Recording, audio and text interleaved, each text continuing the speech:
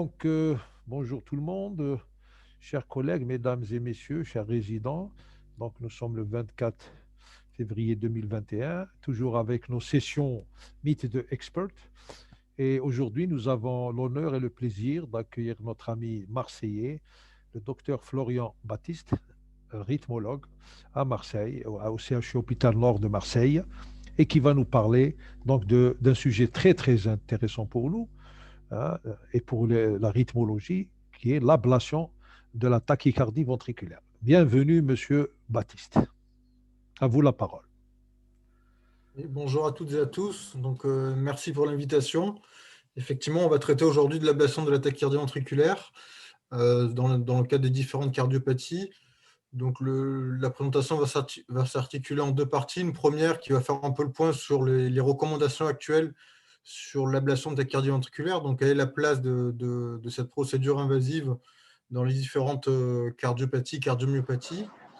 Et dans une deuxième partie, j'aborderai un point un peu plus technique sur les différentes stratégies disponibles d'ablation que l'on peut aborder au bloc opératoire. Donc, comme on vient de le dire, si vous avez des questions, n'hésitez surtout pas à m'interrompre via le chat ou en levant la main. Je me ferai un plaisir d'y répondre. Donc, tout d'abord, quelques généralités. Comme toute ablation en rythmologie, le but d'une ablation de tachycardie ventriculaire, ça va être la destruction par radiofréquence à l'heure actuelle du substrat rythmogène. Donc, historiquement, les premières ablations de tachycardie ventriculaire étaient chirurgicales.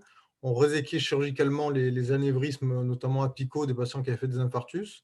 Effectivement, on s'était rendu compte que ces patients ne faisaient plus de tachycardie ventriculaire parce qu'entre guillemets, la zone malade avait été réséquée, donc de manière assez invasive.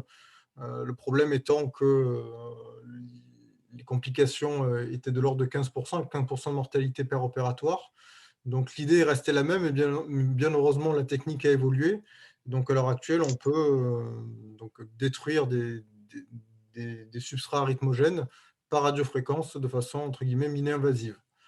Donc dans tous les cas, il faudra distinguer aussi bien sur le plan diagnostique que thérapeutique deux grands cadres. Donc on distingue les tachycardies ventriculaires sur cœur sain, qui sur le plan électrophysiologique sont plus liés à des phénomènes d'automaticité ou de post-dépolarisation précoce, voire tardive. Et dans l'autre cas, les tachycardies ventriculaires sur cœur pathologique, qui elles sont plus liées à un substrat de réentrée, le plus souvent sur des séquelles de nécrose ou de fibrose, dans le cas des cardiomyopathies dilatées par exemple. Donc même si ce n'est pas toujours le cas, parce que bien souvent, à l'heure des défibrillateurs, on documente plus souvent lors du contrôle des EGM enregistrés par les prothèses, les tachycardies ventriculaires que sur l'électrocardiogramme de surface. Mais il faudra essayer en tout cas d'obtenir une documentation sur l'électrocardiogramme 12 dérivations, car même si l'électrocardiogramme n'est pas un outil parfait en termes de prédiction de la localisation de votre arythmie, il pourra vous orienter sur une arythmie qui viendra plutôt du ventricule droit, du ventricule gauche, de la base, de l'apex, de la paroi latérale, du septum, etc. Même si on va le voir, les algorithmes disponibles dans la littérature sont bien souvent imparfaits, notamment selon la cardiopathie sous-jacente, selon le fait que le patient soit anti-arythmique ou pas, les algorithmes pourront être pris à défaut, mais dans tous les cas, c'est vrai qu'une documentation sur le ECG 12 dérivations permettra au moins de vous orienter sans pour autant vous donner avec précision l'origine de la tachycardie qui sera finalement retrouvée per procédure lors de la cartographie. Donc c'est vrai qu'à l'heure actuelle, je pense que les tachycardies ventriculaires sont peut-être les procédures les plus difficiles en rythmologie, parce que bien souvent, elles interviennent sur des patients fragiles qui peuvent rapidement se dégrader sur le plan hémodynamique pendant la procédure.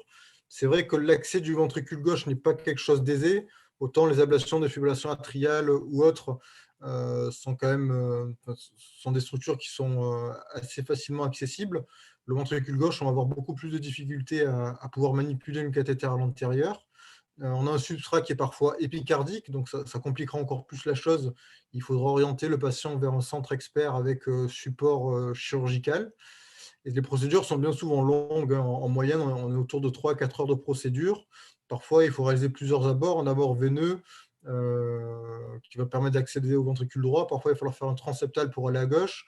Parfois, il va falloir faire un abord artériel rétro-aortique. Donc, c'est vrai que bien souvent, les procédures sont longues chez des patients souvent fragilisés par l'arythmie, fragilisés par l'insuffisance cardiaque. Donc, c'est vrai qu'il faut avoir une certaine expérience pour pouvoir les réaliser, et de telle sorte à ce que ça se passe bien. Donc, pour ce qui est des recommandations, on a en tout cas un consensus d'experts à la fois américains et européens qui date de 2019 et qui est plutôt bien fait. Donc, si vous ne l'avez pas lu, je vous l'encourage, je vous encourage à le faire si ça vous intéresse. Donc, il détaille un petit peu l'intérêt de l'ablation dans toutes les cardiopathies qu'il existe, enfin, toutes les cardiopathies les plus fréquentes, on va dire. Donc, je vais faire un petit point sur les cardiopathies les plus fréquentes qu'on rencontre en pratique clinique. Donc, comme on l'a dit, il faudra bien distinguer les ablations de TV ou de SV sur cœur sain et sur cœur pathologique. Donc, sur cœur sain, comme je l'ai dit, c'est souvent lié, alors pas forcément de la fibrose ou de la nécrose, c'est souvent des foyers automatiques qui vont créer les arythmies, souvent sous la forme de SV qui peuvent ou pas se pérenniser en tachycardie ventriculaire, qui sont bien souvent bien tolérées sur le plan hémodynamique. Donc, on a certaines localisations préférentielles qui sont décrites.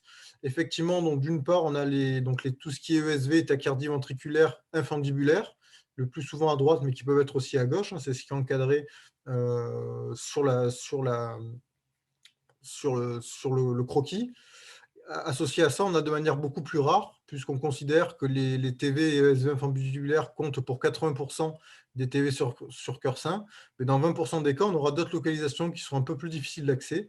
Donc, les localisations préférentielles à retenir, je pense, sont les tachycardies Surtout. oui, pardon. Les tachycardies qui tournent autour de la valve mitrale, autour de la valve tricuspide, ou des muscles papillaires mitraux. Donc, c'est des tachycardies qui sont difficiles d'accès du fait de l'instabilité de nos cathéters au niveau des piliers d'insertion de la valve mitrale. De manière encore plus rare, on peut avoir ce qu'on appelle les tachycardies ventriculaires ou les ESV qui naissent du sommet du ventricule gauche. Donc, celles-ci vont naître en fait au niveau de la base du ventricule gauche. Je ne sais pas si vous voyez ma souris. Et Oui, oui, souvent, oui, on voit en bien. On parfait. voit, on voit. Donc, ces tachycardies sont difficiles d'accès car elles naissent bien souvent en fait, au niveau épicardique, à proximité des artères coronaires et des grandes veines cardiaques. Donc, l'accès n'est pas toujours aisé, en tout cas sur une procédure endocavitaire. Donc, on a des algorithmes qui permettent, il y a pas mal d'algorithmes dans la littérature. Celui-ci est, je trouve, assez intéressant parce qu'il est plutôt simple, en tout cas pour sa première partie, qui vont nous permettre, sur l'aspect électrocardiographique de l'ESV ou de la tachycardie ventriculaire sur un ECG12 dérivation, de, en tout cas, émettre l'hypothèse que la source de l'arythmie vient du ventricule droit ou du ventricule gauche. On va le voir, cela va conditionner de manière assez importante le succès de la procédure et l'indication de la procédure. Donc, pour être tout à fait honnête, la dernière partie, souvent, je l'éclipse. Je me contente de regarder de regarder les premiers items de cet algorithme. Donc, globalement, quand on a un aspect de SV à type de rotar gauche, donc c'est quelque chose qui peut venir soit du ventricule droit, comme c'est le plus souvent le cas, mais quelque chose qui peut venir également du septum interventriculaire, voire de la chambre de serge ventriculaire gauche.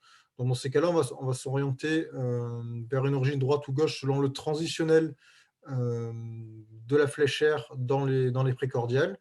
Et globalement, si votre transitionnel est assez tardif, c'est-à-dire que si l'ondaire est plus grande que l'ondesse à partir de V4, puis V5 ou V6, on pourra conclure à une origine droite. Et avant, souvent, on ne pourra pas conclure. C'est un peu du 50-50 entre les deux. Donc, c'est important quand on a un patient devant les yeux en consultation de lui dire: je suis quasiment sûr que votre arythmie vient de la droite, donc on s'oriente vers quelque chose de plutôt facile avec de bons résultats, on va le voir. Ou bien on s'oriente vers quelque chose de plutôt gauche ou septal, où là, la procédure risque d'être un peu plus complexe, plus longue, avec des résultats qui sont moins bons. Donc, c'est ce qu'on retrouve assez bien dans les recommandations, puisque donc, la ligne rouge distingue les recommandations qui concernent les ESV ou les TV infundibulaires ou idiopathiques venant du ventricule droit, des TV infundibulaires ou idiopathiques qui viennent du ventricule gauche. Et l'on voit que les recommandations avec un grade 1 recommandent, si les ESV sont fréquentes et symptomatiques.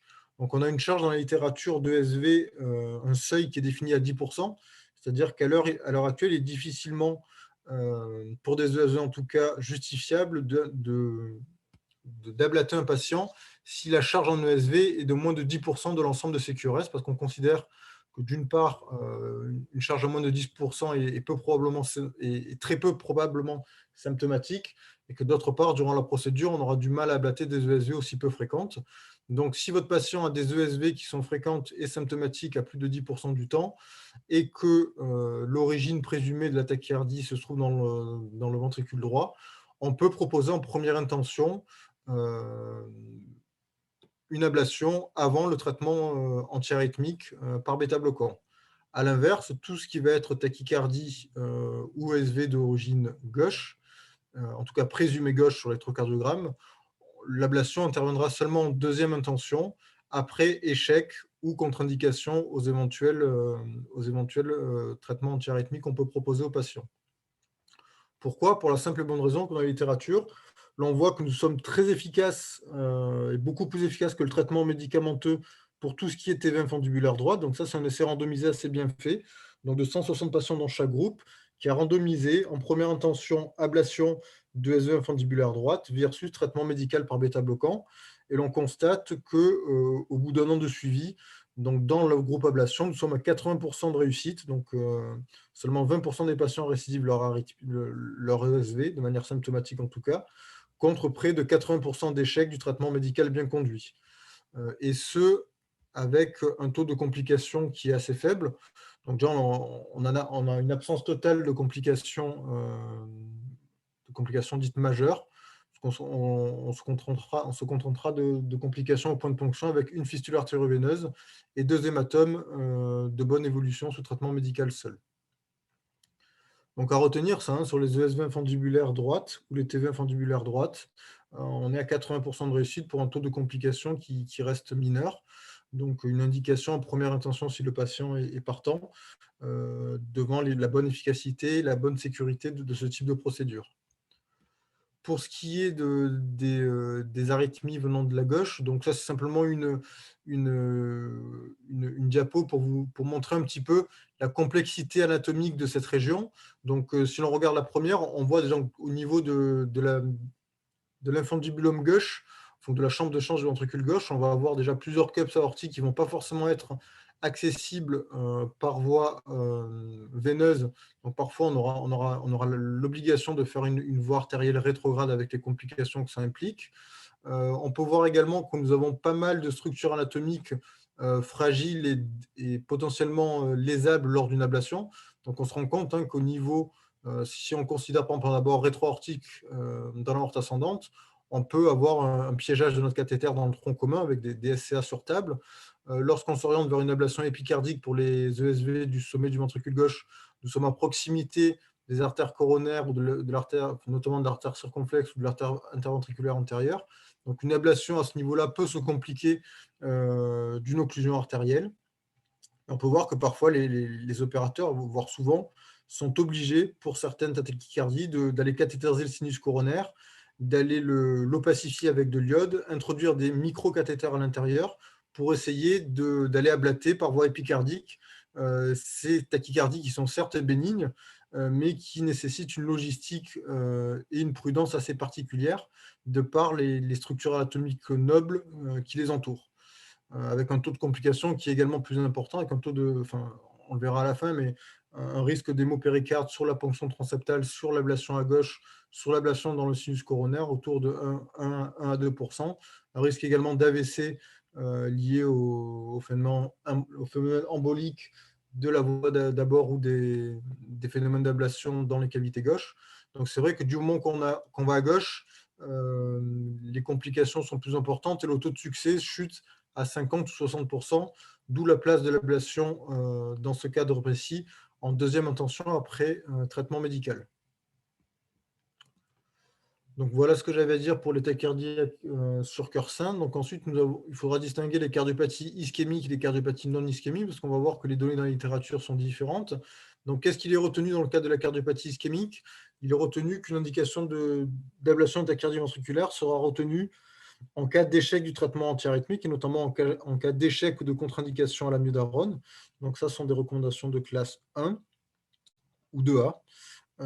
Et qu'une ablation épicardique ne sera à retenir qu'en cas d'échec d'une ablation endocavitaire, pour la simple et bonne raison que dans les cardiopathie ischémique, dans 90% des cas, le substrat arythmogène sera endocardique, donc accessible à une ablation classique, et non pas épicardique, comme c'est souvent le cas, on va le voir ensuite, dans les cardiomyopathies dilatées, donc dans les cardiopathies à coronaire saine. Donc on a certaines études, on a peu d'essais randomisés de manière générale dans le cadre de l'ablation de TV. Il y avait une étude qui est parue dans le New England qui avait fait grand bruit. C'est le Vanish Triol qui s'était intéressé donc à l'intérêt de l'ablation de tachycardie ventriculaire dans le cadre des cardiopathies ischémiques, après échec d'un traitement médical bien conduit. Donc il y avait deux groupes. Donc c'était des patients qui avaient déjà tous au moins eu de la cordarone. Donc si échec de la cordarone avec survenue d'une tachycardie ventriculaire soutenue traitée par soit ATP, soit par choc électrique interne. Le patient était randomisé dans un groupe ablation ou bien dans le groupe majoration du traitement médical. Donc, c'était soit majoration des posologies de cordarone, soit adjonction d'un autre traitement antiarythmique. Donc, le critère primaire de cette étude, c'est un critère composite qui regroupait les trois, donc le décès, le survenu d'un orage rythmique et la survenue d'un choc électrique interne approprié. Donc, on peut constater qu'au cours des 4 années de suivi, le groupe ablation avait un taux d'événements cardiovasculaires qui était moins important que le groupe traitement médical. Et si l'on s'intéresse au sous-groupe avec la prudence qu'il convient d'avoir, on se rend compte qu'effectivement, dans le groupe ablation, les patients faisaient moins d'orages rythmiques, sans pour autant, a priori, après c'est une analyse en sous-groupe, hein, avoir moins de décès. Donc, puisque dans le groupe ablation, on était à 35 patients qui sont décédés au cours du suivi, et dans le groupe traitement médical, on était à 36 patients. Donc, certes, l'essai est positif sur le critère composite, mais on voit que sur des critères un peu plus durs de mortalité, avec toute la réserve qu'il faut avoir sur les sous-groupes, l'ablation n'est pas non plus miraculeuse, puisqu'a priori, sur des critères durs de mortalité, on n'observe pas de différence significative. L'on sait en revanche que c'est les patients qui, effectivement, présenteront moins d'orages rythmiques et les complications qui peuvent en découler. Donc, l'ablation reste tout de même intéressante, en tout cas dans le cadre de la cardiopathie ischémique, chez des patients en échec de traitement médical. D'où les recommandations de grade 1. En termes de sécurité, on peut voir que dans le groupe ablation, on avait quand même assez peu de complications graves. On avait 1,5% des penchants péricardiques et 2% de complications au point de ponction. Globalement, il n'y a eu aucun décès décrit lors de la procédure d'ablation dans cette étude. Concernant la cardiomyopathie dilatée, donc c'est un sujet qui est un peu plus sensible car souvent l'ablation est plus complexe. D'une part, parce que c'est les patients qui sont plus souvent en insuffisance cardiaque que les cardiopathies ischémiques. D'autre part, parce que le substrat est beaucoup plus étendu, diffus et souvent transmural que ce que l'on peut voir dans la cardiopathie ischémique. Donc, c'est vrai que l'ablation du substrat est plus complexe parce qu'il est plus étendu. Donc, et bien souvent, ce substrat peut être épicardique, puisque dans certaines séries, il y a nécessité d'utiliser un abord épicardique chez 30% des patients, raison pour laquelle dans ces recommandations, l'abord épicardique survient assez tôt, à la différence de ce qu'on a vu dans la cardiopathie ischémique. Donc si on veut essayer d'avoir quelques points clés sur l'ablation de TV dans le cas des cardiomyopathies dilatées, donc le substrat est souvent, même si diffus, dans certaines localisations préférentielles, donc notamment au niveau périannulaire, donc souvent des tachycardies ventriculaires périaortiques ou périmitrales, ou antérolatéral, voire septal. Et c'est là où les choses se compliquent parce que souvent le substrat antérolatéral est épicardique et souvent le substrat intraseptal est assez profond et difficilement accessible par une radiofréquence par voie endocavitaire seule. Les résultats, en tout cas, sur des centres experts sont quand même satisfaisants au moyen long terme, puisqu'on est à 50 à 70% de succès à 1 à 2 ans. En revanche, à la différence de la cardiopathie ischémique, nous n'avons absolument aucun essai randomisé qui compare traitement médical à une approche par ablation par radiofréquence. Donc ça, je vous ai mis un exemple d'algorithme pour essayer de distinguer sur l'électrocardiogramme les TV qui peuvent être potentiellement épicardiques des TV qui ont plutôt un substrat endocardique. Donc cet algorithme concerne seulement les cardiomyopathies dilatées, avec a priori de bons paramètres de sensibilité et de spécificité, y compris dans une cohorte externe à l'étude. Et donc, j'ai choisi celui-ci parce qu'il est plutôt simple. C'est vrai qu'il y a beaucoup d'algos dans la littérature. Il y en a beaucoup qui sont compliqués, qui sont difficilement applicables à la pratique clinique avec des calculs ECG, des calculs d'intervalles assez difficiles à mettre en place. Donc, globalement, si le patient a une présence dans le Q en inférieur, il est très peu probable que ce soit une cardiopathie, une tachycardie ventriculaire épicardique. C'est bien souvent des cardiopathies ischémiques d'ailleurs.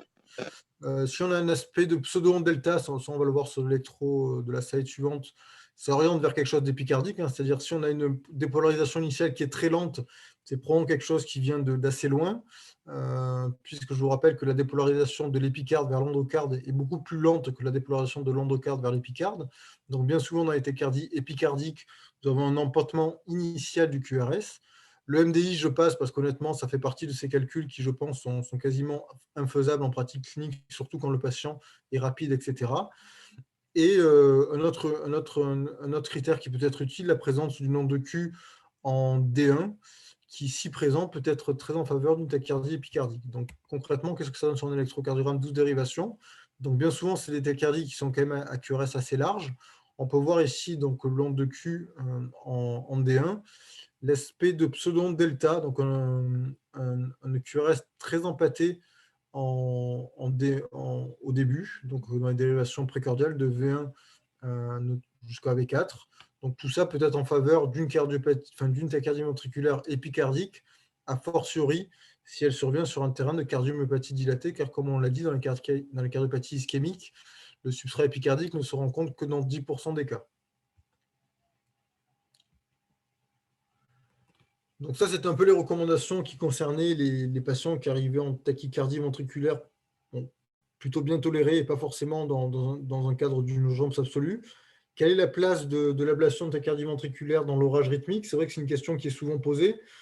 Souvent, comme on l'a dit, c'est des procédures qui sont longues. A fortiori, si le patient est en orage rythmique, il est encore plus fragile qu'un patient à l'état stable. Donc la question se pose, est-ce qu'il vaut mieux essayer un traitement médical ou aller directement à l'ablation chez ces patients-là? La question se pose souvent. Dans les recommandations, on est plutôt dans l'idée que chez un patient qui est en orage rythmique, qui ne répond pas au traitement médical, il faudra aller réaliser une ablation. Donc, on a certaines données sur le sujet. Donc, c'est des essais qui ne sont pas randomisés. C'est souvent des études prospectives de centres experts. Donc, ça, c'est une étude qui est assez intéressante. C'est une étude prospective sur environ une centaine de patients, autour de 95 patients inclus. Donc, comme on peut le constater, c'est des patients qui sont quand même assez graves, hein, qui sont assez représentatifs, je pense, de ce que l'on peut voir dans les orages rythmiques, puisqu'on est, bon, comme souvent dans le cas d'une cardiopathie ischémique, puisque 76% des patients étaient porteurs d'une cardiopathie ischémique. C'est des patients qui ont une fraction d'éjection basse, comme c'est souvent le cas, des patients qui ont reçu beaucoup de chocs, puisqu'en moyenne, les patients avaient reçu 14 chocs en une journée. Donc, c'est vraiment des orages rythmiques assez importants. Et 10% des patients, quand même, étaient sous assistance cardiopulmonaire. Donc, vraiment des patients qui étaient en choc absolument réfractaires à tout. Donc, comme on peut le constater, d'une part, c'est des procédures qui sont effectivement assez longues, parce que la durée moyenne des procédures était de 4 heures, avec une irradiation souvent assez importante également, puisqu'on avait une durée de fluoroscopie de 1 heure. Et ce que l'on peut voir de manière assez intéressante, donc ça, c'est les données qui sont enfin, alors c'est pas un succès primaire, c'est-à-dire c'est le succès après 2 voire 3 procédures. On voit donc que dans 72% des cas, ce qu'on appelle un succès complet, c'est-à-dire qu'on a réussi à supprimer la tachycardie ventriculaire clinique, mais également toutes les tachycardies qui ont été induites pendant la procédure. Les patients qui avaient un succès partiel, donc ça c'est le groupe B, c'est les patients chez qui on a réussi à supprimer la tachycardie clinique, mais qui étaient toujours inductibles à la fin de la procédure pour des tachycardies non cliniques. Et la classe C, c'est les patients chez qui la tachycardie clinique et les tachycardies non cliniques n'ont pu être ablatées. Donc en termes de succès primaire, donc au bout d'une seule procédure, on était quand même à 62% des patients qui étaient en classe A. Donc on voit que malgré tout, chez des patients en orage rythmique, des patients graves, l'ablation de la tachycardie ventriculaire, dans plus de la moitié des cas, permet d'avoir un succès complet en termes d'arythmie ventriculaire. Donc si on s'intéresse aux données pronostiques, donc en termes de critères de jugement, à presque 4 ans de suivi, on voit qu'on a 30% des patients qui sont décédés. Donc, on a quand même 65, enfin, un peu moins de 30% d'ailleurs, 25% des patients qui sont décédés, donc quand même une bonne survie à 4 ans. En termes de récidive de rouage rythmique, on voit qu'on est à près de 80% de succès. En revanche, ces patients, malgré tout, ont tendance à récidiver des tachycardies ventriculaires qui seront bien entendu accessibles à une nouvelle procédure d'ablation. Mais globalement, on a des données quand même rassurantes, y compris chez des patients les plus graves, pour lesquels le plus souvent, aucune autre thérapeutique que l'ablation n'est envisageable. Si l'on s'intéresse au pronostic des différents groupes de patients, donc l'on peut voir que notamment chez les patients chez qui l'ablation était initialement un échec, le taux de récidive d'orage rythmique est majeur, alors que les patients chez qui la tachycardie ventriculaire clinique, voire toutes les tachycardies, ont pu être supprimées, le taux de succès est quasiment de 100% à 4 ans. Donc un résultat assez satisfaisant. De la même façon, on voit que au cours d'un orage rythmique, si vous arrivez à supprimer toutes les tachycardies inductibles, le taux de récidive de tachycardie ventriculaire au cours du suivi est quand même faible, puisque 25% des patients seulement récidivent, alors que si vous ablatez la tachycardie clinique seulement, vous voyez qu'une grande part de vos patients récidivent. Donc ça, je le dirai ensuite. Donc finalement, le endpoint que l'on doit essayer d'obtenir dans les innovations de tachycardie ventriculaire, c'est bien entendu en premier lieu l'ablation de la tachycardie ventriculaire clinique, mais également essayer d'ablater toutes les tachycardies qui peuvent être inductibles sans et avec isuprel lors de la procédure, ce qui malheureusement est le plus souvent assez fastidieux et rallonge les durées de procédure. Alors, lorsque c'est possible et lorsque la procédure ne dure pas trop dans le temps, l'idée, c'est vraiment d'essayer d'ablater toutes les tachycardies qui vous passeront sous le nez lorsque vous serez au bloc opératoire. Donc, en termes de facteurs de pronostic, enfin, facteurs prédictifs de récidive d'orage rythmique, on voit que l'âge du patient est un facteur de risque quand même assez important, que les patients qui ont une cardiopathie non ischémique ont un risque de récidive qui est majeur également, avec un odds ratio entre 2 et 75, que la fraction d'éjection également est un facteur pronostic, comme c'est souvent le cas en cardiologie, et que le fait d'avoir échoué lors de la première ou de la deuxième procédure est également un facteur de récidive de tachycardie ventriculaire ou de décès. En termes de complications, donc on était autour de 2% de complications emboliques cérébrales. L'absence de tamponnade, c'est quelque chose qui est important à noter. Donc, sur 100 patients, il n'y a aucune tamponnade qui a été décrite dans cette série. Et on avait 2% de faux anévrisme au niveau du point de ponction. Donc, finalement, des procédures qui semblent être efficaces, en tout cas lorsque c'est des centres experts qui les réalisent, un taux de complications qui, au vu de la gravité du patient, reste quand même, je pense, acceptable. Quand on le rappelle, c'est des patients qui sont en échec de tout traitement médical et dans un état hémodynamique assez précaire. Donc voilà pour cette partie un peu, on va dire, théorique sur l'ablation de tachycardie ventriculaire. Donc je vais passer à la partie un petit peu pratique sur tout ce qui est cartographie, etc. Est-ce que d'ores et déjà, il y a des questions particulières sur ces indications d'ablation, sur d'autres choses? Moi, je pense qu'il vaut mieux continuer. Très bien, On va laisser la discussion à la fin. très bien, pas de problème. Ah, merci. Donc, cette partie théorique, on va un peu discuter donc déjà de comment se passe une ablation de tachycardie ventriculaire, quels sont les moyens à l'heure actuelle à disposition pour ablater les tachycardies ventriculaires, donc notamment avec tous les systèmes de cartographie, les différents cathéters, et surtout, je pense que c'est le plus important, quel va être le raisonnement en termes de traitement de substrat devant une tachycardie ventriculaire sur cœur sain ou sur cœur pathologique. Donc, quelques généralités, comme je l'ai dit au début, dans tous les cas, le but de notre ablation va être de rechercher, d'identifier et de détruire le substrat arythmogène en cause chez le patient. Donc, pour ce faire, on va reconstruire. Donc, à l'heure actuelle, toutes les ablations de tachycardie ventriculaire se font à l'aide d'un système de cartographie qui va nous permettre de reconstruire en 3D les différentes cavités concernées, que ce soit le ventricule droit, que ce soit le ventricule gauche, parfois le sinus coronaire. Donc, sur le marché, à l'heure actuelle, on a 3 systèmes de cartographie. Donc, on a le système de précision qui est la propriété de Abbott, le système Carto qui est la propriété de Biosense, donc c'est le système qu'on utilise à l'hôpital Nord, et un système un peu plus récent, le Rhythmia, qui est la propriété de Boston. Donc, c'est 3 systèmes qui concrètement sont à peu près équivalents, qui ont des cathéters tout à fait performants, que ce soit de mapping ou d'ablation. Donc, l'utilisation d'un cathéter ou de l'autre sera plus des questions financières et de part de marché qu'autre chose. Donc, on va voir qu'on a différentes stratégies possibles afin d'aller identifier le substrat. Donc, on pourra réaliser soit une carte d'activation de l'attaque cardio-ventriculaire, on pourra réaliser ce qu'on appelle du pace mapping, où on pourra réaliser un traitement du substrat en rythme sinusal lorsque l'attaque cardio-ventriculaire n'est pas soutenue ou n'est pas tolérée par le patient, et auquel cas on s'orientera à l'ablation en rythme sinusal de signaux pathologiques, donc soit les lavas, soit les cicatrices de fibrose ou de nécrose. Comme on l'a dit également, on pourra avoir différents abords possibles qui peuvent être combinés. Donc d'une part, on peut avoir un abord endocardique. Donc, pour ce faire, on utilisera soit l'abord veineux fémoral, donc veine fémorale, oreillette, ventricule droit, éventuellement transseptal pour aller au niveau du ventricule gauche. On pourra réaliser un abord rétro-aortique pour se trouver directement dans la chambre de chasse du ventricule gauche et voir un abord épicardique. Donc ça, c'est quelque chose qui, en toute honnêteté, personnellement, je n'ai jamais fait parce qu'à l'hôpital Nord, on n'a pas de support de chirurgie cardiaque. Donc, les abords épicardiques doivent toujours se faire dans un centre de chirurgie cardiaque en cas de complications. Et l'autre notion à voir, c'est que les abords épicardiques se font toujours en complément d'un abord endocardique. C'est-à-dire que les deux abords doivent être toujours combinés. On ne doit jamais faire d'abord épicardique seul. On doit d'abord toujours tenter en endocardique. Et si on a un échec en endocardique, on ira s'orienter vers un abord hybride endocardique et épicardique.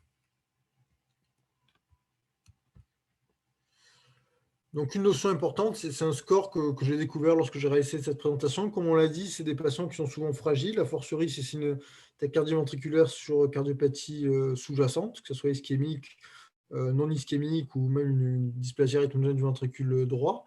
Donc, pour ce faire, pour essayer d'un peu quantifier le risque auquel s'expose le patient, il y a un score. Donc, ce score qui est assez simple et assez bien fait, qui va regrouper quelques critères cliniques et échographiques et qui va nous permettre un peu de quantifier le risque hémodynamique qu'encourt le patient au cours de l'ablation. Donc, on considère qu'un score qui est supérieur ou égal à 15 ou 17, selon que l'on considère ou pas l'anesthésie générale, on aura quand même un quart de chance que le patient se détériore sur le plan hémodynamique pendant la procédure. Donc ça, c'est vrai que ce score peut nous permettre un petit peu, d'une part, nous, de sélectionner le patient, d'informer le patient sur le risque de la procédure et de se conditionner un petit peu au déroulement de la procédure, à savoir que chez un patient qui a un risque de dégradation, au plus la procédure sera courte, au mieux ce sera sur le plan hémodynamique pour le succès de la procédure et pour le pronostic immédiat hémodynamique du patient. Donc, en termes de préparation, comment cela se passe concrètement? Donc, ça dépend des centres, mais l'ablation tachycardie ventriculaire peut très bien se faire sans anesthésie générale, donc sous sédation simple. Bien souvent, d'ailleurs, la sédation sera peut-être privilégiée, étant donné que bien souvent, une anesthésie générale rendra non inductible le patient, parce qu'on rappelle que, par exemple, dans le cas des orages rythmiques, le fait d'endormir totalement le patient permettra, dans 50% des cas, d'éviter la survenue de toute arythmie ventriculaire. Donc, c'est un peu le même principe. Si on a l'objectif d'induire le patient pour pouvoir mapper cette tachycardie ventriculaire, le fait de travailler sur l'anesthésie générale pourra rendre votre patient non inductible et pourra vous rendre difficile le travail de manipulation de la tachycardie, alors qu'une sédation simple par midazolam, par exemple, pourra permettre d'avoir un état de conscience un petit peu plus important et pourra éventuellement permettre d'avoir plus de SV, plus de tachycardie ventriculaire inductible. Donc, en termes de monitoring, c'est un monitoring assez classique, comme on peut le voir dans toutes les procédures de rythmologie, à la nuance près que l'on s'orientera de manière systématique vers une mesure invasive par cathéter artériel de la pression artérielle, de telle sorte à voir si le patient tolère ou pas la tachycardie que l'on pourra induire, de telle sorte à le choquer avant qu'il syncope et avant qu'il se dégrade de manière un peu plus prononcée sur le plan hémodynamique. Donc, on désactivera bien entendu les thérapies du défibrillateur endocavitaire si le patient en possède un. Il faudra avoir en relais un défibrillateur externe prêt à l'emploi en cas de tachycardie qui n'est pas réductible par l'ablation ou par les manœuvres de réduction endocavitaire. Donc, comme je l'ai dit, un centre chirurgical sera systématiquement solliciter si un abord épicardique est choisi pour le patient. Pour tous les patients qui ont une dysfonction ventriculaire gauche, il est recommandé de réaliser une échographie cardiaque avec plus ou moins utilisation de produits de contraste type Sonoview pour éliminer tout thrombus intraventriculaire gauche, qui contre-indiquerait alors la procédure, et une anticoagulation per procédure et systématique afin d'éviter tout événement embolique lié au phénomène d'ablation. L'anticoagulation au long cours du patient sera en général interrompue en cas de nécessité d'abord artériel rétrograde. Donc, en termes de stratégie, il faut distinguer deux types de stratégies d'ablation, donc qui dépendront un peu de la cardiopathie, un peu de la tolérance hémodynamique de la tachycardie ventriculaire par le patient. Donc, on peut choisir de travailler,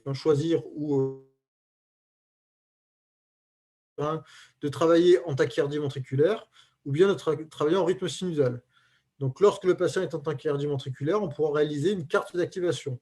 C'est-à-dire, on va le voir ensuite, c'est-à-dire que l'on va devoir reconstruire de manière anatomique la cavité cardiaque concernée et, à l'aide de cathéters de mapping dédiés, essayer de voir comment, dans quel ordre en tout cas, la tachycardie ventriculaire ou l'extrasystole ventriculaire va dépolariser le ventricule.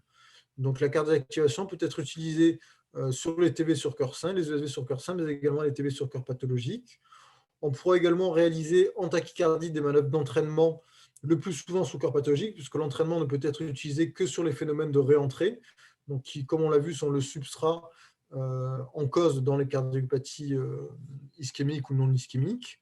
Et à l'inverse, si le patient n'a pas de tachycardie ventriculaire inductible ou qu'il ne tolère pas sa tachycardie ventriculaire pendant la procédure, on n'aura pas d'autre choix que de travailler en rythme sinusal.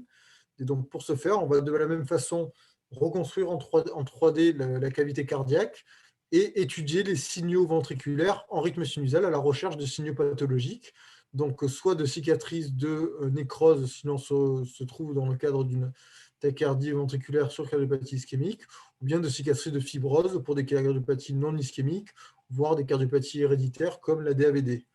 Donc, dans ce cas précis, on va s'orienter vers la recherche et la destruction de potentiels ventriculaires pathologiques, donc que ce soit de la cicatrice ou de ce qu'on appelle les lavas, comme on va le voir ensuite. Alors, il y a une autre technique également en rythme sinusal qui s'appelle le pace mapping, que je ne développerai pas, sauf si vous souhaitez des précisions lors de la discussion. Donc là, l'idée, c'est que le patient est en rythme sinusal. On a une morphologie de tachycardie ventriculaire pendant la procédure qui peut... Parce qu'on peut acquérir la morphologie électrocardiographique sur un lambeau de tachycardie ventriculaire. C'est-à-dire qu'une fois qu'on a la morphologie de la tachycardie ventriculaire clinique, on va stimuler en différents points du ventricule de telle sorte à se rapprocher de la morphologie de la tachycardie clinique. Et l'idée, c'est que si on a une morphologie qui est similaire, voire identique à la tachycardie ventriculaire en pace mapping, c'est que nous nous trouvons au niveau du point de sortie de la tachycardie ventriculaire, auquel cas une ablation à ce niveau-là permettra de supprimer la tachycardie.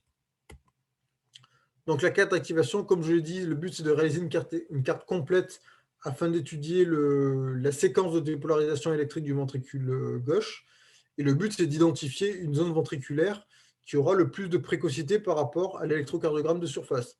C'est-à-dire que lorsque le patient est en tachycardie ventriculaire, si nous nous trouvons au niveau du point d'origine de la tachycardie, théoriquement, l'influx électrique qui est enregistré par notre cathéter est plus précoce que le QRS qui, lui, n'est que le reflet de la dépolarisation de l'ensemble du ventricule.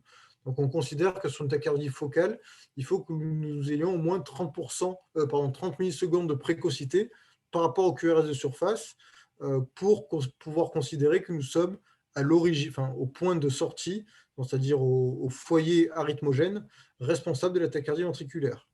Pour ce qui est des tachycardies sur cœur pathologiques, le but, ça ne va pas être d'identifier un point focal, parce que comme je vous rappelle, et comme on va le voir dans quelques diapos, dans une tachycardie par réentrée, on n'a pas un point focal de sortie, mais on a un isthme critique qui a un point de sortie qui peut être plus ou moins étendu. Et le but de la carte d'activation va être d'identifier cet isthme critique. Donc concrètement, qu'est-ce que ça donne? Pour ce faire, on va avoir à disposition plusieurs cathéters de mapping. Donc bien souvent, on utilise des cathéters multipolaires. donc des cathéters qui ont beaucoup d'électrodes, qui vont nous permettre de mapper de manière assez précise et en haute définition l'ensemble des cavités cardiaques, l'ensemble des parois du ventricule gauche ou droit. Donc on voit en général c'est des cathéters, donc ça c'est le cathéter de Saint-Jules, l'HD Grid. Celui-ci c'est de Biosense, c'est le Pentaray qu'on utilise à l'hôpital Nord. Et celui-ci c'est l'Orion, le cathéter de Boston, qui a l'avantage d'être en ultra haute définition parce qu'il a énormément d'électrodes. Et on peut bien comprendre que par rapport à un cathéter d'ablation qui n'a qu'une ou deux électrodes, le mapping de la tachycardie va être beaucoup plus rapide et beaucoup plus facile du fait d'un nombre d'électrodes et un espacement interélectrode assez réduit, ce qui nous permettra d'avoir de belles cartes. Donc par exemple, donc là c'est une reconstruction en 3D du ventricule gauche sous le système Rhythmia. On voit que nous avons une activation, on a l'activation complète de la tachycardie, c'est-à-dire que c'est une tachycardie qui naît d'ici et qui tourne autour de probablement cette cicatrice. Donc cela va nous permettre de voir où se trouve la zone de conduction lente, où se trouve la zone de sortie de la tachycardie et d'aller traiter dans la zone dédiée, donc là c'est une zone basale, inféro-basale, le substrat rythmogène en tachycardie. Et bien entendu, sur le plan théorique, si les choses se passent comme on l'a prévu, le fait d'aller appliquer de la radiofréquence au niveau de l'isthme critique de la tachycardie permettra un arrêt de la tachycardie en cours de tir. Alors l'entraînement, c'est un peu la partie technique la plus technique de la présentation. Donc l'entraînement ne s'applique seulement aux tachycardies par réentrée, donc c'est-à-dire aux tachycardies le plus souvent sur cœur pathologique, qui, je vous le rappelle, sont liés à des phénomènes de réentrée en lien avec de la fibrose ou de la nécrose. Donc l'idée, c'est qu'on va stimuler de manière un peu plus rapide que la tachycardie, sans arrêter la tachycardie, de telle sorte à voir si le point où l'on stimule est proche ou loin de l'isthme critique de la tachycardie et du circuit de la tachycardie. Donc c'est pour ça qu'en fait, on va stimuler, on va arrêter de stimuler et on va mesurer le délai entre la fin de notre stimulation et le retour de la tachycardie clinique. Le but étant de savoir si l'on se trouve de manière rapprochée ou plus éloignée du circuit. Concrètement, qu'est-ce que cela donne? Donc, pour rappel, donc, si on considère que vous m'avez dit que vous voyez la flèche, donc si tout cela concerne une zone de nécrose post-infarctus par exemple, l'on sait de manière théorique et de manière anatomopathologique que les tachycardies ventriculaires dans le cadre de la cardiopathie ischémique sont liées à des myocytes qui conservent une certaine viabilité au sein de la nécrose. Et ces myocytes normaux vont être à l'origine de phénomènes de réentrée qui vont permettre à la tachycardie de se pérenniser.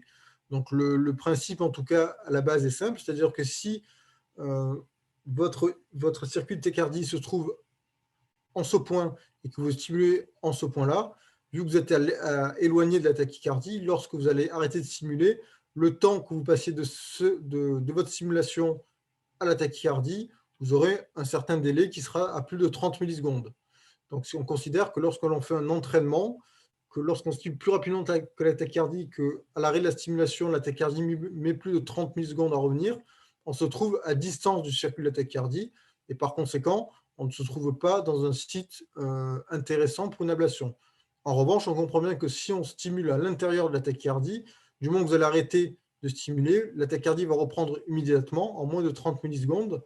Et alors, on sait que l'on se trouve dans le circuit et que par conséquent, c'est une cible potentielle d'ablation.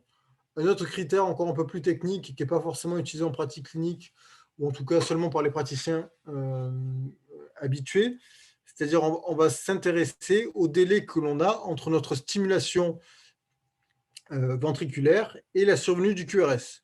L'idée, c'est que si l'on stimule proche de la sortie de l'isthme critique, le délai entre la stimulation et votre QRS de surface va être très court parce que vous vous situez à la sortie de la tachycardie, donc au point de sortie de la tachycardie.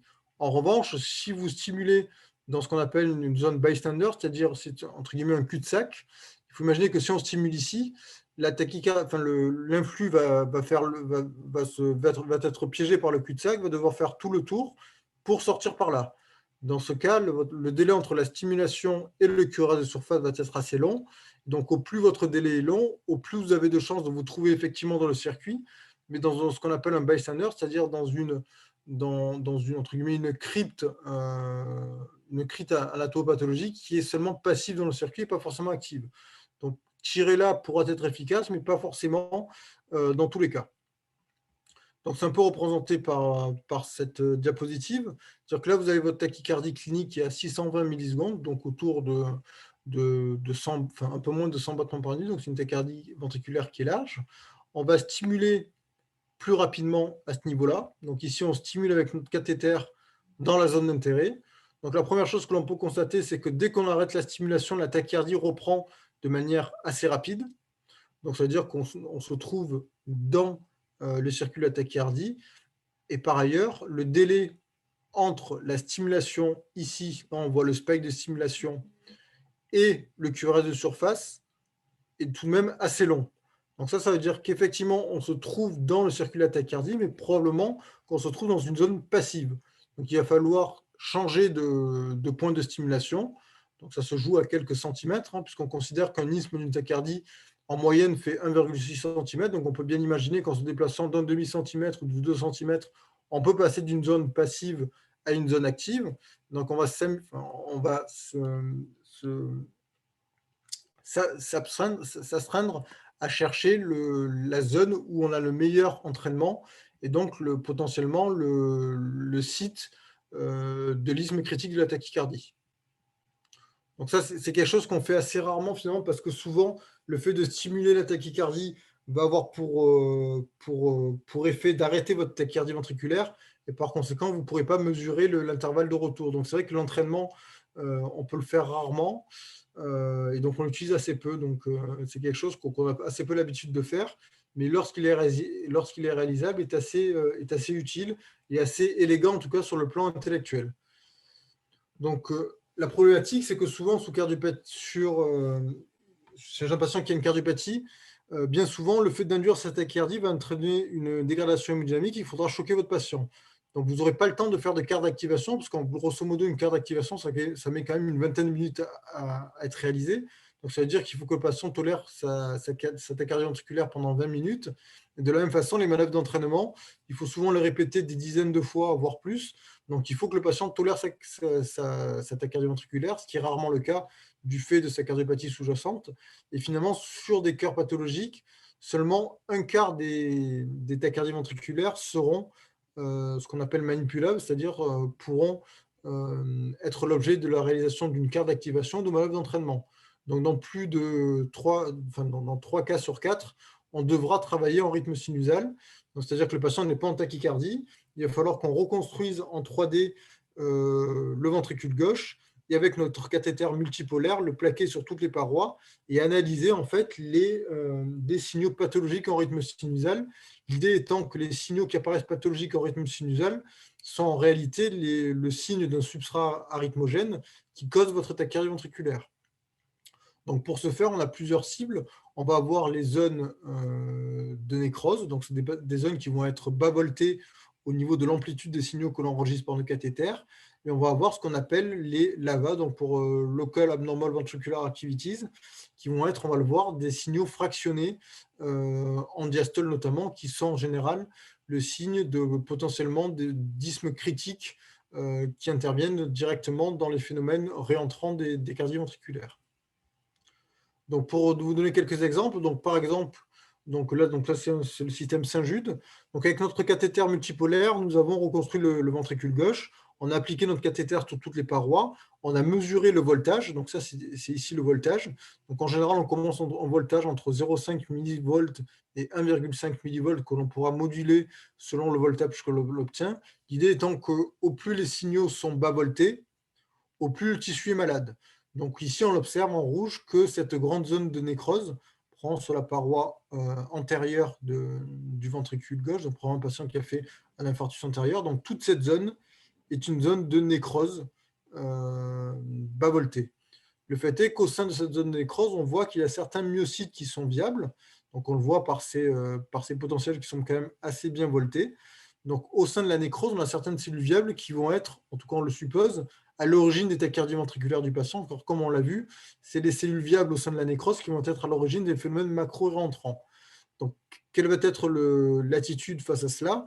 Ça va être d'aller brûler tous les petits points qui ont été tagués qui sont des myocytes viables, de telle sorte à homogénéiser la nécrose. C'est-à-dire qu'il faut qu'au sein de la nécrose, il n'y ait que du tissu mort. Donc, on va, entre guillemets, créer de la nécrose afin d'homogénéiser toute cette partie du ventricule. Et on voit qu'après ablation, effectivement, sur le MAP2, le MAP3 et le MAP4, nous n'avons plus les signaux que nous avions par homogénéisation de la cicatrice. Une autre attitude qui peut être employée, c'est se dire on ne va pas aller brûler point par point tous les signaux viables, on va faire ce qu'on appelle de la limitation ou de l'isolement de cicatrice, c'est-à-dire on va aller brûler tout autour le pourtour de la cicatrice, de telle sorte à isoler électriquement, un peu comme quand on isole des veines pulmonaires, isoler toutes les zones qui restent viables sans pour autant les détruire une par une. Donc bien souvent, l'isolation de cicatrice est quelque chose d'assez délabrant, parce qu'on va avoir à traiter une grande partie, enfin tout le pourtour, donc une grande surface de ventricule gauche à ablater.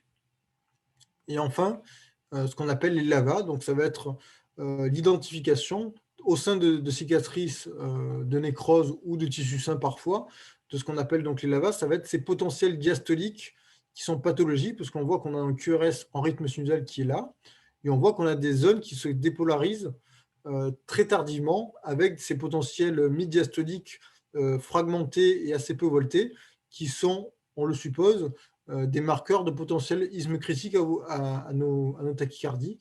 Donc on va aller s'astreindre à aller brûler toutes ces lavas de manière assez fastidieuse, mais qui en général donnent de bons résultats, comme on va le voir plus tard. Donc effectivement, on a une étude randomisée qui est assez bien faite, qui s'est intéressée à comparer, d'une part, soit une stratégie ablative en tachycardie, donc soit par une carte d'activation, soit par des manœuvres d'entraînement comme on l'a vu, soit à aller ablater simplement en rythme sinusal. Donc tous les patients étaient porteurs d'une cardiopathie ischémique, tous avaient une tachycardie ventriculaire qui était bien tolérée sur le plan hémodynamique, donc qui aurait pu être mappée avec une carte d'activation ou qui aurait pu être entraînée par des manœuvres. Mais les patients étaient randomisés soit dans le groupe j'ablate les potentiels pathologiques, que ce soit les lavas ou les cicatrices en rythme sinusal, ou bien j'ablate seulement la tachycardie clinique. Donc on peut voir sur le critère de jugement principal qui était la récidive de tachycardie ventriculaire qu'il semble que l'ablation de tachycardie en rythme sinusal semble bien supérieure à l'ablation de la tachycardie clinique inductible lors de la procédure, de manière assez significative, puisqu'à 1 an, on avait un taux de près de 90% de succès dans le groupe en ablation du substrat en rythme sinusal, versus à peu près un patient sur 2 qui récidivait lorsque l'on s'attardait à traiter seulement la tachycardie clinique. Et l'on peut voir sur des analyses en sous-groupe, encore une fois, à prendre avec beaucoup de précautions, que sur des critères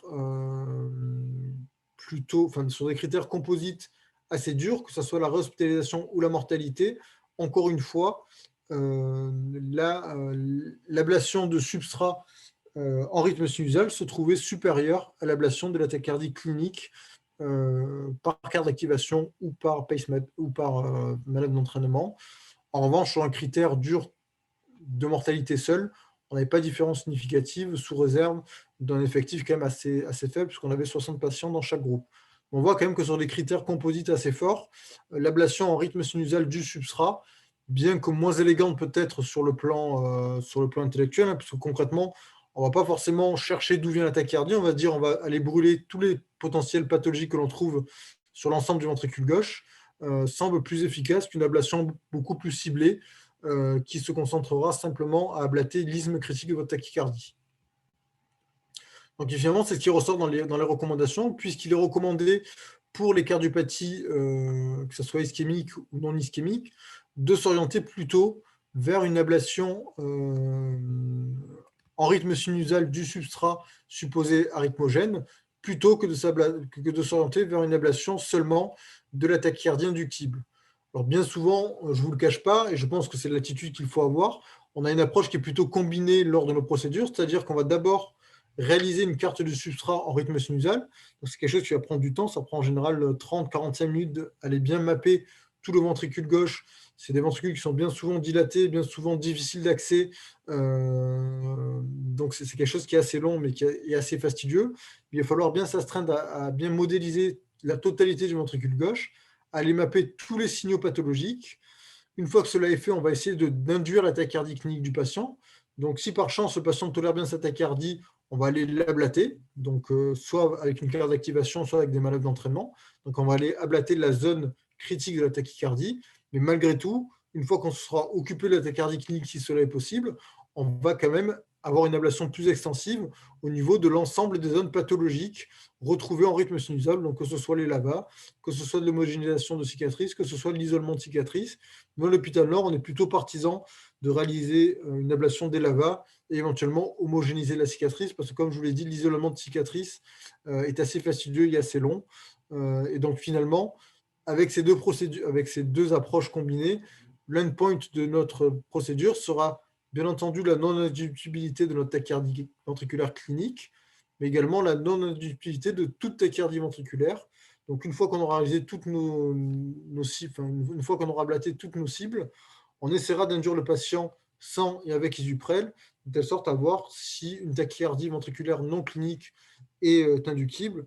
Et si c'est le cas, si la procédure n'est pas longue, si le patient tolère bien, on s'orientera vers une nouvelle ablation si le patient est toujours inductible. En termes de taux de complications, donc c'est des procédures qui effectivement ne sont pas anodines, sans pour autant se compliquer de manière dramatique et de manière très fréquente. Donc ça, c'est un article assez intéressant parce qu'il compare un peu les taux de complications qui sont rapportés dans les essais cliniques qui, rappelons-le, sont souvent réalisés dans des centres experts par des praticiens qui ont l'habitude de faire ça, voire qui ne font que ça. Donc bien souvent, comme on peut le voir, les taux de complications sont assez faibles, puisque aucun patient déclaré décédé pendant la procédure ne l'est lors d'essais randomisés.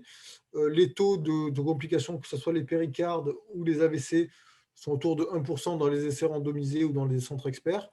En revanche, lorsque l'on s'oriente vers des données de vie clinique, on voit que le taux de complications est plus élevé, sans être pour autant démentiel, puisqu'on a 4% des penchants péricardiques, bon, c'est quand même pas anodin, hein. On a 7% de complications au point de ponction, qui pourront être évitées par la réalisation de ponctions éco-guidées, c'est ce qui est d'ailleurs recommandé dans les recommandations que je vous ai présentées. On peut avoir quand même des décès per procédure, hein, ça, on a des décès dans 1 à 2% des cas, selon les centres. Donc, c'est quand même des procédures qui ne sont pas anodines, qui sont quand même tout de même efficaces. Et bien entendu, il faudra discuter avec votre patient pour discuter de la balance bénéfice-risque, comme on le fait pour chaque procédure, mais encore plus dans le cas de l'ablation de TV, qui est quand même une procédure qui reste assez fastidieuse et assez longue, a fortiori chez des patients fragiles sur le plan cardiovasculaire. Donc, en conclusion, l'ablation de TV reste une procédure difficile, même si le progrès des ingénieurs avec la cartographie, avec des cathéters qui sont de plus en plus performants, ont grandement facilité les choses sur les 10 à 15 dernières années. Ça reste des procédures qui sont longues, hein, comme vous l'avez vu, même dans des centres experts, sur des essais randomisés, on a parfois des procédures de 3 à 4 heures en moyenne.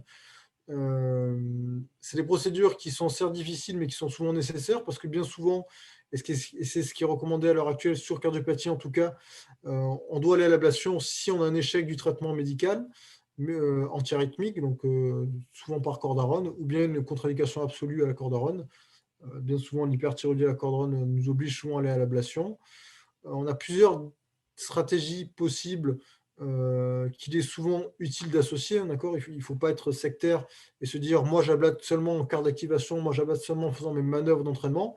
Bien souvent, on va être obligé d'aller ablater du substrat en rythme sinusal, parfois ablater en tachycardie, que ce soit d'un patient à l'autre, que ce soit au cours de la même procédure. Donc il faut être formé à l'ensemble des approches et les maîtriser, ne pas être fermé à passer d'une à l'autre selon la tolérance de votre patient.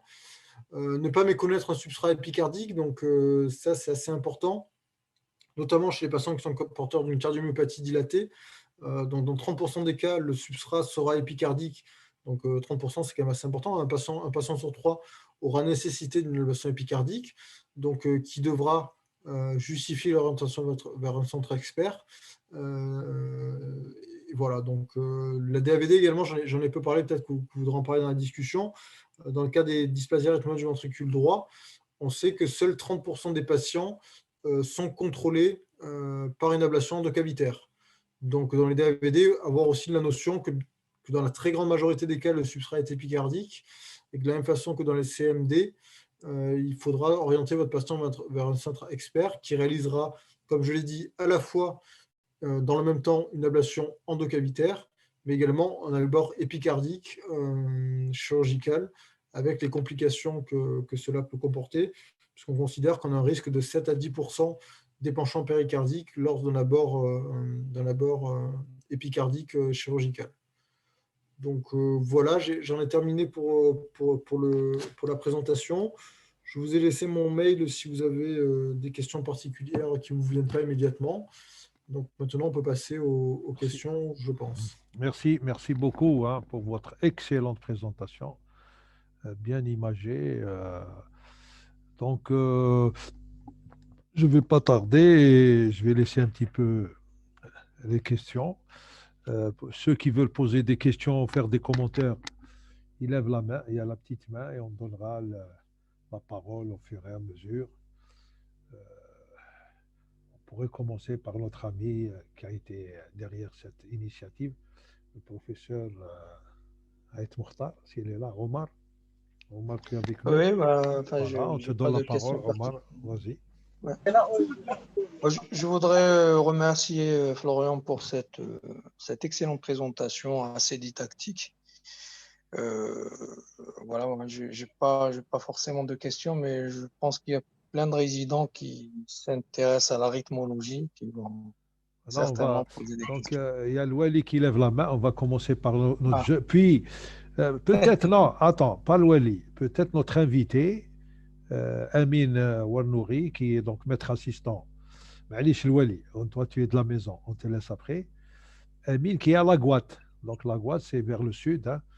C'est Amin. Combien de kilomètres d'Alger? Tfadl, c'est Amin. Bon, c'est à peu près 420 km. Voilà. Et de Marseille, ça fait combien? Ben, rajouter 800 km à vol d'oiseau. Enfin, un itinéraire de bateau. Voilà, à toi la parole, Amin. Vas-y. Merci beaucoup. Toi, Merci tu as fait Florian pour Bordeaux, cette. hein, c'est ça, tu as fait Bordeaux. Oui, oui, j'ai fait Bordeaux pour un bout de temps. Ben, en ce qui concerne le volet ablation, c'est excellent ce qu'a fait Florian. Mais concernant l'intégration de l'imagerie, c'est-à-dire l'approche multi-intégrative dans la prise en charge d'ablation ou bien des ablations DVT, et surtout scar dependent VT. Où est-ce que se situe l'IRM cardiaque dans la prise en charge, c'est-à-dire la préparation du malade par IRM cardiaque et l'étude de la cicatrice avant d'en prendre à une ablation. Et quid, Oui, pardon. allez-y. Oui, merci pour la question. C'est une très bonne question. Effectivement, je ne Oui. l'ai pas abordée. Alors, qui figure dans les recommandations. Lorsque c'est possible, c'est vrai que même à Marseille, on a une grande difficulté d'avoir accès à l'IRM cardiaque. Mais c'est vrai que notamment pour les cardiomyopathies dilatées, il est recommandé, lorsqu'il est possible, de réaliser une IRM pré-ablation. D'ailleurs, les images pourront être intégrées au système de cartographie pour essayer de localiser au mieux les zones de fibrose et de Et guider décidez l'ablation. votre abord. Comment? Et décidez votre abord. Est-ce Tout à fait, tout qu'il à fait. sera mixte ou bien endocavitaire? Dans le cas des CMD, si à l'IRM on a une fibrose qui est transmurale, on pourra discuter Oui, d'emblée d'un abord endocavitaire et épicardique. Et encore une fois, on pourra fusionner les images obtenues par la très reconstruction de bien. la cartographie et par les images d'IRM. C'est vrai que c'est quelque chose que nous n'avons jamais fait à Marseille parce que, comme je vous dis, les délais pour les IRM cardiaques sont assez complexes. Il y a aussi le problème des défibrillateurs. Souvent, c'est des patients qui sont porteurs de défibrillateurs et par conséquent, On est RM compatible. voilà, ben, soit IRM compatible, soit lorsqu'ils sont compatibles, l'analyse fine du myocarde est assez Le artefactée. myocarde est artefacté, oui. Très bien. Et Exactement. par rapport au merging, où est-ce que vous en êtes? Alors, nous, le merging, on n'en a jamais réalisé à Marseille. Il est parfois réalisé sur les abords épicardiques à Oui, Bonne, où immerge d'une part effectivement le myocarde analysé en IRM, mais immerge aussi parfois l'échoroscanner, parce que l'on sait que sur les abords épicardiques, il est recommandé en tout cas d'avoir une imagerie coronaire de référence pour savoir si les cibles d'ablation ne sont pas trop proches des artères coronaires. Donc c'est vrai qu'un merging dans le cadre d'un abord épicardique est recommandé et indispensable, je pense, d'une part pour l'anatomie coronaire, parce qu'on imagine bien qu'elle est tirée à moins de 0,5 cm d'une artère coronaire, ça peut être tout à fait délétère sur le plan hémodynamique, sur le plan rythmique, sur le plan coronaire tout court. Mais c'est vrai qu'à l'heure actuelle, le merging, je pense qu'ils en font peut-être à Bordeaux, effectivement, ou dans des centres des centres experts. Mais c'est vrai que malheureusement, nous, à Marseille, bien qu'on ne soit pas non plus un très gros centre, en tout cas l'hôpital Nord de d'ablation TV, je sais qu'à la Timone, qui sont un centre beaucoup plus important que le nôtre, c'est quelque chose qui reste exceptionnel à l'heure actuelle encore aujourd'hui, malheureusement. Très bien. Et une autre question, à l'ère du pentarrêt, c'est-à-dire à l'ère des électrodes multitypes, vous êtes avec l'idée qu'il y a 10 lavas et pas un seul lava, parce que la première réflexion, c'était l'ablation d'un lava et puis en rythme sinusal, et puis on se dit, voilà, on en est fini avec cette tachycardie, ou bien c'est le seul potentiel à angle différent de vision. Quel est votre avis? C'est vrai qu'avec les cathéters multipolaires et haute définition, on a plus de lava que ce qu'on avait quand on mappait avec les cathéters d'ablation seuls, qui ont moins d'électrodes et qui ont une moins bonne définition. Mais nous, notre idée quand on ablate une tachycardie ventriculaire, lorsque cela est possible, c'est vraiment d'aller ablater tous les signaux pathologiques, quels qu'ils soient, parce qu'on a vu que c'était associé à un meilleur pronostic a priori. Donc c'est vrai qu'on est assez large on est assez généreux en ablation, parce qu'on préfère ablater un lava qui peut être douteux plutôt que de ne pas l'ablater.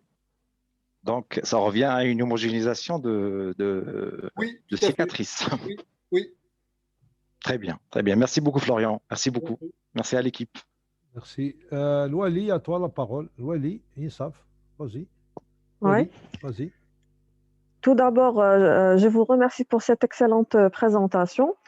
Donc, ma question est à propos des cardiopathies ischémiques quand il y a un anévrisme important, sachant que l'anévrectomie ne peut être envisagée. Quelle est la place de l'ablation chez ce genre de patient quand l'anévrisme est responsable de plusieurs épisodes de TV, parfois carrément d'orage rythmique, ce qui conduit à une surconsommation de la batterie du défibrillateur? Donc, par rapport aux risques relatifs à la localisation, aux échecs et ainsi qu'aux récidives. Voilà. Votre micro, vas-y. C'est bon. Merci pour votre question. Donc c'est vrai que sur les anévrismes ventriculaires gauche, il faut les ablater avec prudence, bien entendu, pour le risque d'épanchement péricardique. Donc pour nous, ce n'est pas une contre-indication à l'ablation. C'est vrai qu'on utilise des puissances qui seront moins importantes et du durée de tir qui seront moins importantes. Mais c'est vrai qu'en l'absence de solution chirurgicale chez ces patients, on n'aura pas d'autre choix que d'y aller. Hein. Donc c'est un peu l'idée générale des ablations de TV.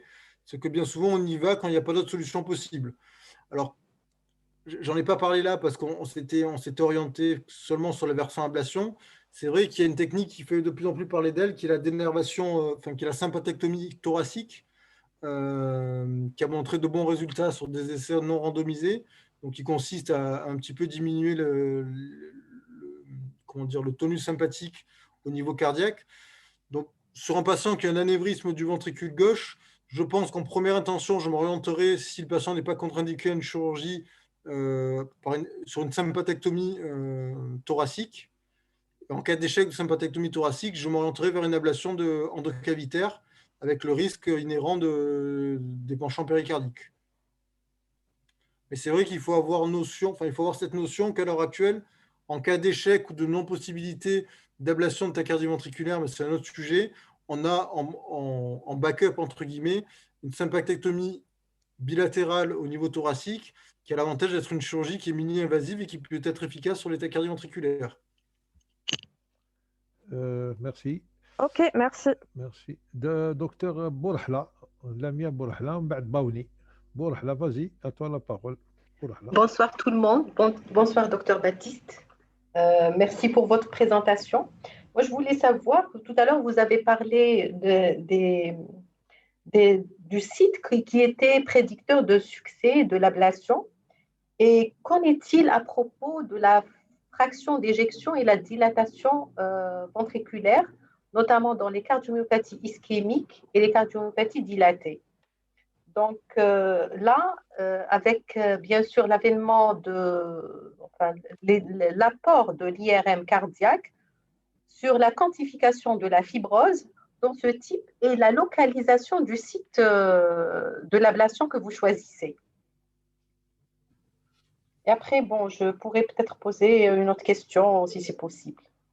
Oui. Bonsoir. Oui, donc dans le cadre de la cardiomyopathie dilatée et ischémique d'ailleurs, l'IRM a démontré, alors sur des petits échantillons, sur des petits effectifs, qu'effectivement l'IRM était prédictif du succès de l'ablation. Du site, enfin, pouvait orienter également le site d'ablation et était associé parfois à un meilleur résultat si l'ablation était guidée par l'IRM. Effectivement, la fraction d'éjection reste un facteur prédictif majeur, mais les scores de fibrose il y en a différents dans la littérature, sont aussi des facteurs prédictifs forts, pronostiques du devenir du patient.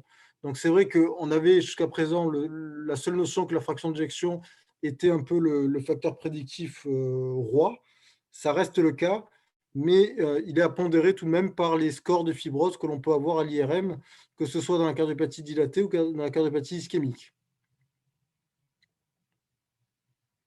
D'ailleurs, même avec les nouvelles techniques, avec la tomographie, le phénomène métabolique, la localisation métabolique, donc est-ce que ça commence à être pratiqué? Alors, c'est pratiqué sur les premiers essais qu'on ait. L'étude métabolique n'a pas démontré d'intérêt particulier, à la différence de l'étude indirecte de l'histologie par l'IRM. Je voulais savoir aussi, par exemple, les patients qui ont des cardiopathies ischémiques éventuellement et qui datent de longtemps, bien sûr. Donc, c'est des patients qui font des TV et à un moment donné, c'est des patients, bien sûr, qui sont porteurs de défibrillateurs et qui continuent à faire des TV, donc qui risquent d'être choqués souvent par leur défibrillateur. Quel est le taux de succès? Qu'en pensez-vous sur le taux de succès chez ce type de patient lorsque les ventricules sont très dilatés et j'imagine avec bien sûr une FEVG qui est très basse? Est-ce que vous pensez faire 1, 2, 3 procédures et vous arrêtez, vous dire on s'arrête là, ou bien sûr vous allez faire l'ablation endocavitaire et épicardique? Qu'en pensez-vous? Alors, parce que déjà après ablation, il faut savoir que chez ce type de patient, après l'ablation, ce sont des patients qui risquent encore de dégrader plus leur fonction VG. Tout à fait. Donc, la littérature, en tout cas, après, c'est toujours le problème de la littérature, c'est-à-dire sur des centres experts, on arrive à contrôler le patient au moyen terme, c'est-à-dire à 1 à 2 ans, dans 70 à 80% des cas au prix de 2 à 3 procédures. Donc, je pense que c'est des patients chez qui, en cas de récidive de TV, il faut y aller parce qu'on arrive tout de même à le contrôler. Alors, bien souvent, avec un traitement antiarythmique, bien entendu, associé, hein, les deux ne sont pas opposés. C'est-à-dire que bien souvent, les patients restent sous cordarone, mais avec une ablation, 2 à 3 ablations, même chez les patients qui ont des ventricules très altérés ou des fractions d'éjection très altérées. En tout cas, sur le plan rythmique, on arrive quand même à les contrôler. Le problème, c'est que bien souvent, la mortalité chez ces patients-là est plutôt extra-rythmique, entre guillemets, et plutôt sur le versant insuffisance cardiaque. D'accord. Donc, si on arrive à les contrôler avec traitement médicamenteux, il faut s'arrêter, 1, 2 ablations et s'arrêter. Oui, après, je pense que 2 à 3 ablations, je pense qu'au-delà, ça risque d'être compliqué en termes de tolérance pour le patient, quoi. Okay. Et honnêtement, les patients qui, de manière globale, Une cardiopathie ischémique avec une FEVG altérée, le pronostic est quand même assez sombre. Donc, leur pronostic doit être à 3-4 ans pour la plupart. Donc, ce n'est pas des patients qu'on va suivre pendant une quinzaine d'années, chez qui on va pouvoir proposer 7 ou 8 ablations, quoi. Donc, dans le laps de temps où ils vivent avec leur insuffisance cardiaque chronique, en pratique, c'est des patients chez qui on propose 2 à 3 ablations, jamais plus. Encore une fois, c'est une notion à préciser qui est importante. C'est quand même extrêmement rare de devoir aller en épicardique chez une cardiopathie ischémique, d'accord? C'est seulement 10% des patients. Donc, chez l'ischémique, en tout cas, bien souvent, on arrive à se débrouiller en endocavitaire. Et chez les patients, quand vous suspectez, par exemple, une TV épicardique, oui. Et vous avez tout à l'heure dit que vous passez quand même par l'endocavitaire et vous complétez par une épicardique. Est-ce que ce ne serait pas plutôt plus judicieux de faire le contraire? Alors, l'idée, c'est que le problème, c'est que l'abord épicardique, on doit le réserver en dernier recours parce que bien souvent, on peut le faire qu'une seule fois. Parce qu'une fois qu'on a abordé le péricarde, ensuite on aura des phénomènes d'adhérence qui nous éviteront, enfin qui nous empêcheront d'y retourner. Et souvent, en fait, comme le substrat est transmural, il faut à la fois tirer en endocavitaire et en regard en épicardique, il faut tirer au même endroit, si vous voulez. Donc, on n'a pas d'autre choix que d'aller de deux côtés. Et encore une fois, l'abord épicardique, c'est un peu, entre guillemets, un sanctuaire, parce qu'on ne pourra pas y retourner 2 ou 3 fois en général, étant donné qu'on aura des phénomènes d'adhérence qui rendront l'abord beaucoup plus difficile que sur la première fois. Donc ça, c'est vraiment systématique. Lorsqu'on va en épicardique, on doit aussi aller en endocavitaire. C'est un peu la règle. Bon, peut-être une dernière question. Merci, docteur. Merci. On va laisser notre ami se reposer. Une dernière question peut-être, sauf s'il y a une intervention d'un aîné, d'un majeur. Donc, on va laisser Mehdi Baouni. Docteur Baouni, vas-y. Baouni. Alors, tout d'abord, je voulais vous remercier pour votre présentation. Moi, j'avais une question un petit peu pratique. Chez une patiente, par exemple, qui a une DAVD, qui a une cardiopathie arythmogène gauche associée, c'est-à-dire avec une FEVG qui est basse, qui est implantée d'un défibrillateur pour prévention secondaire et qui continue quand même de faire des TV lentes. Alors, il faut savoir que c'est des TV qui sont ralentis par un traitement antiarythmique chez lesquels le DEF n'intervient pas. Alors, quand on propose à une ablation, on trouve des plages de fibrose qui sont diffuses à droite et à gauche.